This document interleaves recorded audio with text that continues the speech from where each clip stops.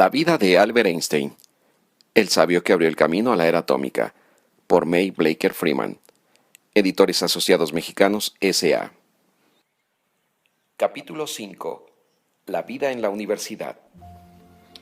En menos de un año, obtuvo Alberto su diploma y se vio por fin preparado para entrar a la Universidad Politécnica de Zúrich.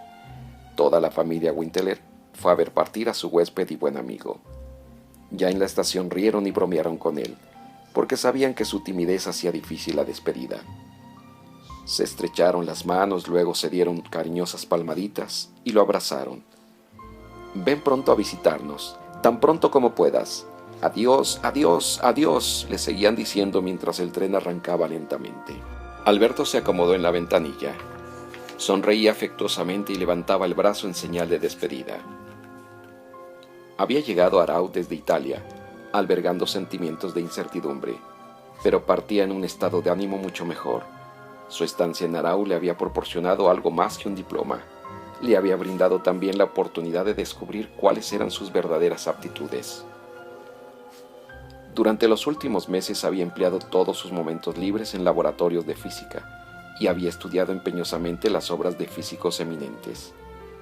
Como siempre había aborrecido el aprendizaje por método de ejercicios repetitivos, se desviaba entonces a las matemáticas, debido en parte a que exigían la tediosa memorización de fórmulas. Su mente necesitaba conocer las cosas, indagar.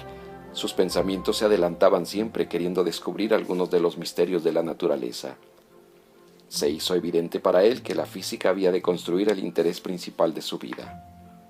Pero la física tiene que levantarse sobre firmes cimientos de las matemáticas.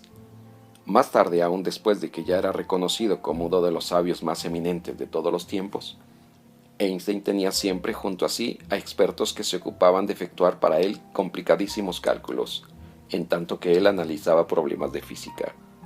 Quizá nadie podía haber adivinado que aquel que llegó a Zúrich solicitando ser admitido en la Universidad Politécnica era un futuro y notable hombre de ciencia.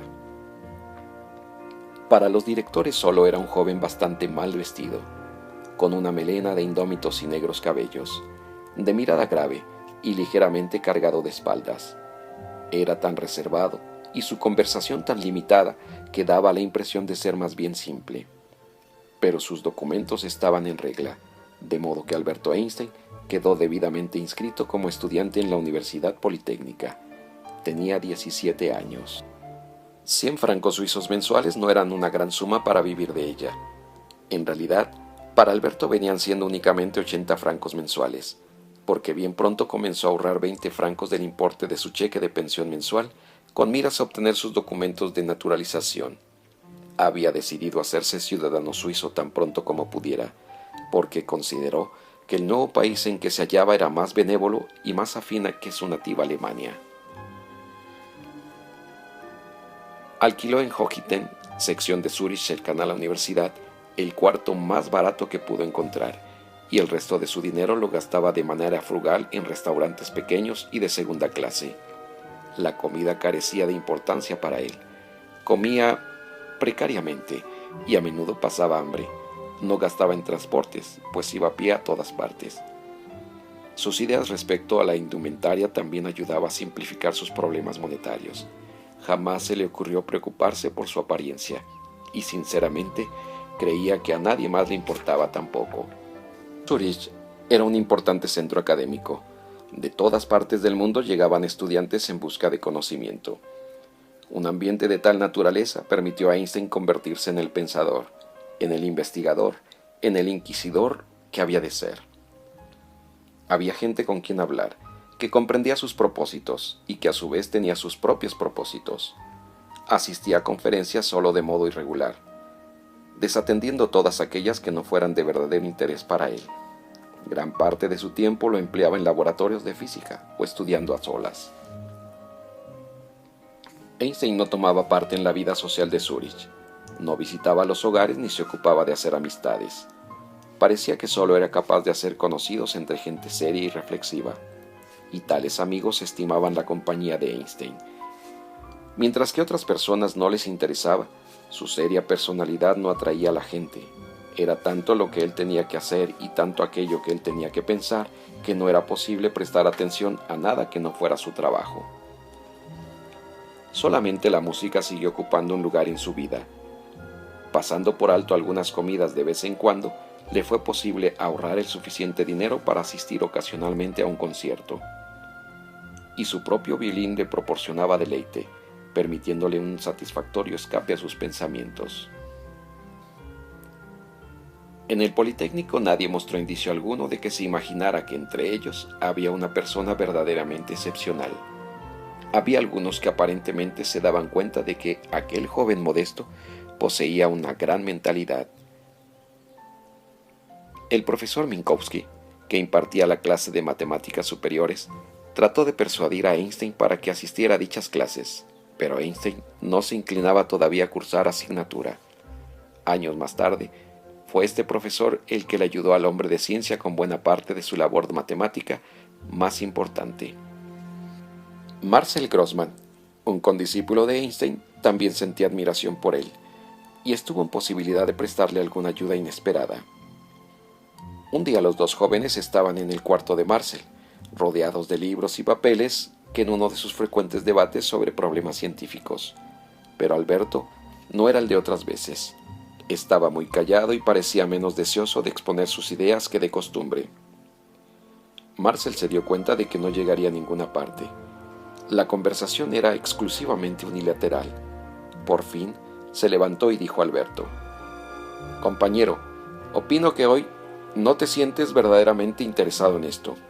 Continuémoslo en cualquier otro momento». Alberto asintió sin responder nada. Marcel estaba perplejo. Quizás su amigo no se sentía bien. Luego le propuso: «Ven, vamos al café, y permíteme invitarte una taza de café». Tenía la sospecha de que Alberto no había comido últimamente.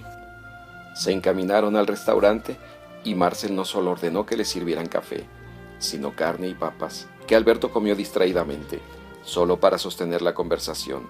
Marcel mencionó como de paso: «Bueno, la semana próxima tendremos que hacer frente a los exámenes». Alberto levantó la vista del plato. Había ya un destello de interés en su mirada. «Sí, los exámenes. ¿Cómo les temo?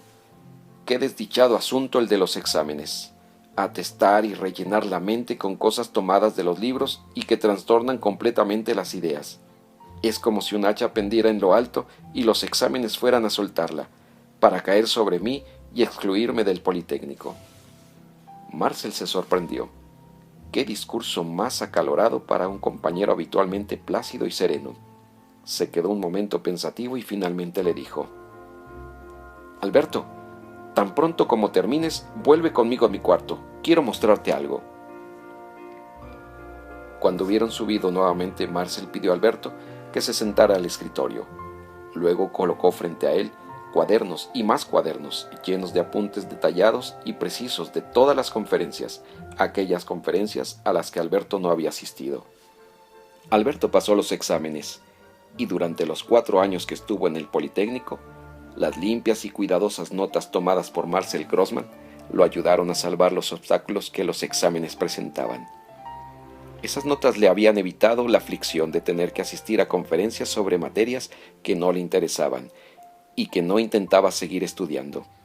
No se trataba solo de eludir un deber poco grato, es que ya estaba encaminados sus pasos hacia la labor que llenaría su vida y no iba a permitir que nada lo desviara de ella. En una de las clases de Alberto había una muchacha de cabellos negros, una estudiante de ciencias que procedía de Serbia.